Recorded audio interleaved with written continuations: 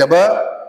Al-Walid ibnul Mughirah. Maka dia ambil cangkul, langsung dia pun memecahkan Kaabah sedikit demi sedikit. Tapi tak ada yang berani yang ikut.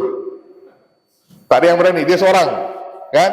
Tak ada yang berani mengikuti siapa tadi? Al-Walid ibn Mughirah.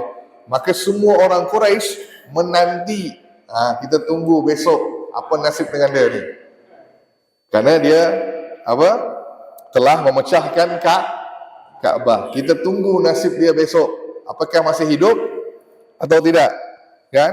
Apakah dia terkena azab, kan? Atau bahasa ganda lah, terkena sumpahan apa tidak, kan? Nah, biarkan dulu malam ni kita tengok, kata orang Quraisy. Maka keesokan harinya mereka berkata ni, jika dia ditimpa suatu musibah, kita tidak akan membongkar Kaabah sama sekali. Kita kembalikan Kaabah seperti itu. Maksudnya pecahlah. Maksudnya runtuhlah begitu. Kan? Namun jika dia selamat, berarti Tuhan redha dengan apa yang kita lakukan. Maka kita akan runtuhkan Kaabah dan memperbaiki. Pada pagi besoknya, apa yang berlaku? Mati ke orangnya?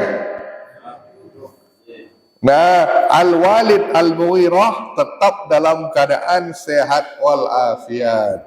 Tetap dalam keadaan sehat walafiat. Maka Al-Walid bin Mughirah kembali melanjutkan memecahkan Kaabah, dan akhirnya orang lain pun ikut membongkar Kaabah. Maka Kaabah ini dibuka, dihancurkan semuanya sampai pondasi Nabi Allah Ibrahim alaihissalam. Ada pondasinya, kan?